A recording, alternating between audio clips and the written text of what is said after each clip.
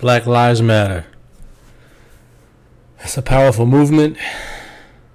It swept the nation, and it's really going international right now. And I really wanted to share my thoughts on Black Lives Matter and what's good about the movement and what I think needs to be improved. So first off, let's talk about the fact that the movement has organized, it's swept across the nation. They've organized into different cities, and their agenda is basically making sure that people understand that Black lives matter just as much as anyone else's lives matter. That's the whole premise of the movement right there. For the most part, it's non-violent. For the most part, I mean, of course, with the organization that big, you're going to have rogue outlets, so people who do what they want to do. They may want to kind of get radical and have an aspect where they are armed, or they may want to kind of create anarchy. But for the most part, I think Black Lives Matters. It's non-violent. It's past awareness. It's about really demanding rights, equal rights for Black people. And I do think it's a good organization in terms of trying to create change and trying to get the narrative out there that this is something that needs to be done. And, there are a lot of people who support it. Maybe there's some people just like the march, but anyways, people are supporting it. And I do think that, they've been inclusive to other groups of nationalities. And it's a decentralized organization, of course. So each city, each town has their own leader. I'm sure they have their own twist of how they want it and what their vision is of Black Lives Matter. But with that being said, I do think that Black Lives Matter, it's not going to succeed unless they start to get centralization at some points, certain aspects of it. I mean, for one, if you want to force legislation, you're going to have a figurehead who's going to be the spokesperson to go out there and say, hey, this is what we're demanding of the system. This is what we want. And, right now they have the bill on the table. Of course, this has nothing to do with Black Lives Matter. This has everything to do with Black politicians, maybe even some Democrats who have drawn up a bill, the anti-lynching bill, and now the police reform bill, and they're trying to get this thing passed. And Republicans are holding it up. They don't like I think the Democrats don't like what's in the bill because it's not specific. It's just a bill that passes that makes people feel good, but it's not it's not a game changer.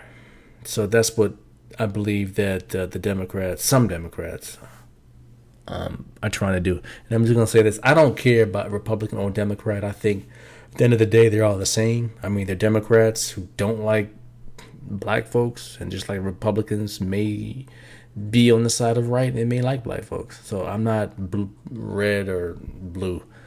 But I think here's the major flaw, I think, with Black Lives Matter is that, right now there's this push for civil rights. And the push is right now, they have all these different demands. I guess the main demand is the anti-lynching and then police reform. And, I think already, this movement's been hijacked. People are in here trying to create just disunity and disorganization to kind of take the focus away of what this thing is really all about. And really, the whole Black Lives Matter movement should be past civil rights at this point, in my opinion. I mean, we did civil rights in the 1960s, and it didn't work. It didn't work, because if it worked, we wouldn't be here right now. It didn't work.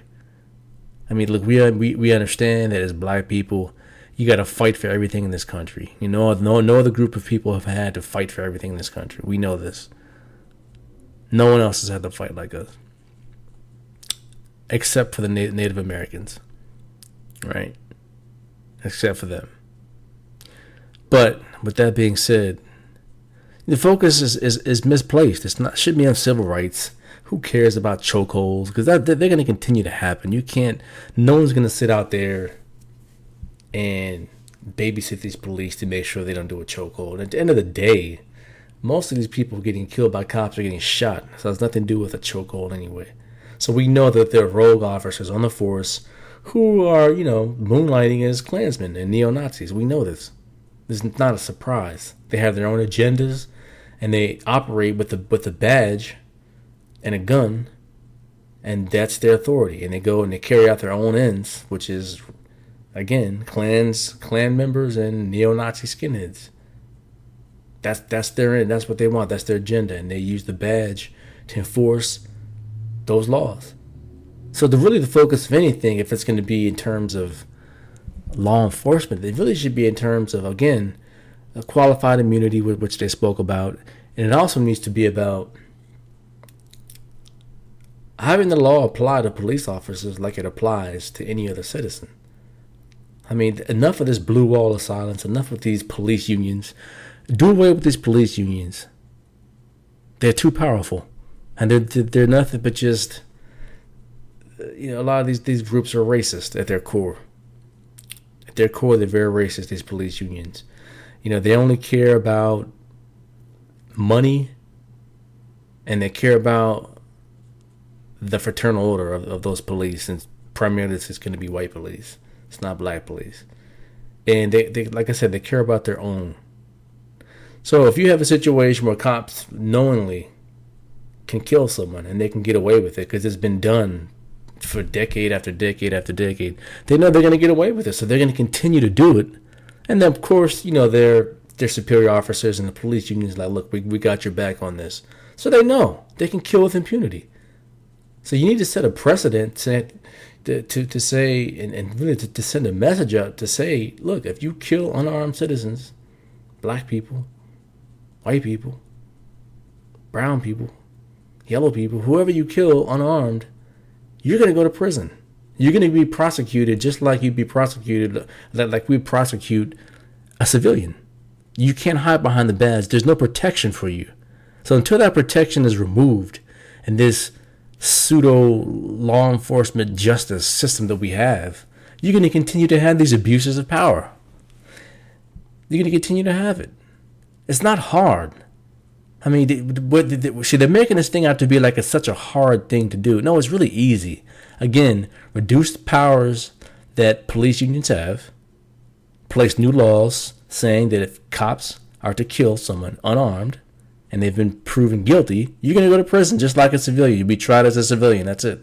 No pension. So qualified immunities out the window. And I guarantee you'll see changes. But again, America doesn't want to see the change because, look, people do what's important to them. Just like anything else, you do what's important to you. And if it's not important to you, you don't do it. Just like it's not important to America to pay teachers a fair wage. So education in this country is not important. They don't care about education. If you want to go to good education, you got to go to a private school, pretty much, or go to a top tier public school, not in one of these inner city schools. So I'm just making that example right there. They're not putting this as a priority. It's very easy to fix. But see, the unfortunate part about this is that the police are undermining themselves. That's all. I mean, it's almost like they want the police to be feared and mistrusted. That's what it seems like that they want. Because how are you going to have a legitimate police force? How are they going to have any type of credibility if you're going out here and killing people, and they're killing white people too? All right, let's be clear about this. They're killing all people, but they're probably killing black people disproportionately. But they're killing all people, some of them unarmed, and they're not doing with this. They're not correcting these officers. They're not making an example out of these guys and putting them in jail, firing them, and making an example out of them. They're not. So until they do that, you're going to continue to see this. But what it's going to do is it's eroding the trust that the public has for law enforcement. It's going to keep eroding and eroding and eroding to the point where people are going to look at police like you're illegitimate. Certainly black people most black folks already do this already. But now it's going to spread to the white community. I'm sure the Latino community, it's going to spread to them as well, because, these cops who are in all who are doing this. See, what happens is that once you start going out there and you feel like that you are above the law and you're protected by the law, what happens is that each time you commit one of these heinous acts by beating someone up, shooting someone, getting away from you, you become emboldened. That's why when you look at these guys, like say the officer who killed Mr. Floyd in Minnesota, he had all types of infractions on his record. All types of infractions. If it was any one of us who had a job in the private sector, we would have been fired a long time ago. But again, see, the police unions and the police departments cover up for these people, and they allow them to stay on the force until an incident like that happens. So all it does is just embolden them. With each act that they get away with, they just get bolder and bolder and bolder. And again, like I said this before, see, you're going to have a situation where you're going to have a runaway effect with these police departments. They're going to go wild. They're going to go wild, and they're already killing and shooting people recklessly anyway. It's going to get worse and worse and worse. And the public trust is going to get, it's just going to be a road to the point where you could have a situation where you're creating almost a state of kind of like lawlessness, because no one trusts the police. Now you're looking at having criminals who, if you're a criminal and you don't trust the police, then now you're just probably going to take your chances and shoot it out with the cops. I mean, that's what most criminals are probably, I mean, if you are an armed and dangerous criminal, you're going to take your chances, because you're like, these guys, they're going to kill you anyway, so you may as well just go ahead and shoot it out. Again, I'm not condoning that, but that's what they're trying. That's where this is going. It's not about what I'm saying. It's about what they're doing, and they're going to create lawlessness. That's what these guys are doing. And, until someone steps up in this country, I mean, the country is absolutely lost. The country's absolutely lost. You have all types of incidents being reported on the news. And again, I think there's an agenda behind that, and I don't want to get into that. But nevertheless, you're having police officers commit crimes against their own citizens. It's just ridiculous. It's totally ridiculous. But Black Lives Matter, again, going back to what they need to be doing, they need to focus on economics. Again, once we've got this legislation taken care of, where qualified immunity is done away with, police unions have been neutralized, then there you go and you target economics, because this is black people's number one struggle. It's inequality. Economic inequality. That's the main thing, because when you're living in a capitalistic society, everything follows the money. Civil rights don't precede money in capitalistic societies. Everything follows the money. So if you have a situation where you have a group of people who are prominent, a group of people who are